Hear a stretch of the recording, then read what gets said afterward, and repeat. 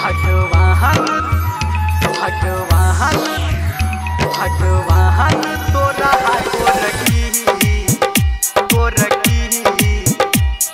अभी आप सुन रहे हैं धर्मेंद्र निर्मलिया को। भगवान तोरा गोरकी फुर्सत से बनल कहूगे। भगवान तोरा गोरकी फुर्सत से बनल कहूगे। दो के चांद गगन के नाम जन तोहरा सजल कहूगे।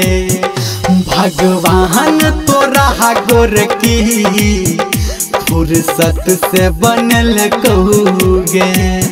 भगवान तोरा गोरकी फुर्सत से बनल कहूगे।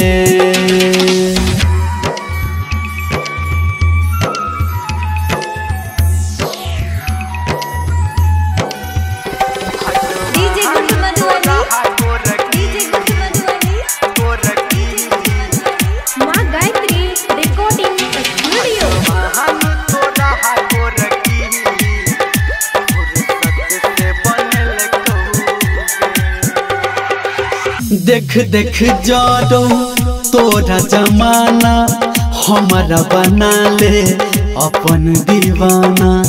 देख देख जारो तोरा जमाना हमारा बना ले अपन दीवाना।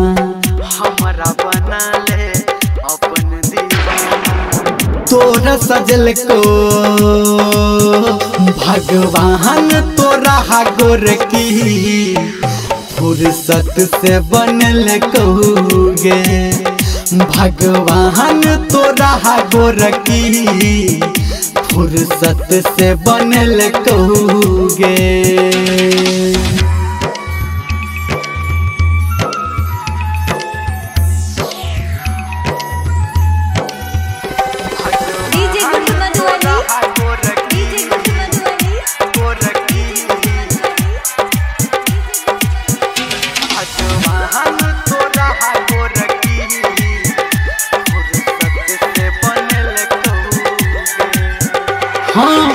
नजर से अपना बान चला दे दिल में बसा के काम चला दे। नजर से अपना बान चला दे दिल में बसा के काम चला दे। दिल में बसा के काम चला दे। कहो धर्मेंद्र गे भगवान तोरा गोरकी फुर्सत से बनल कहूगे। भगवान तोरा गोरकी फुर्सत से बनल कहूगे। भगवान तोरा गोरकी फुर्सत से बनल कहूगे।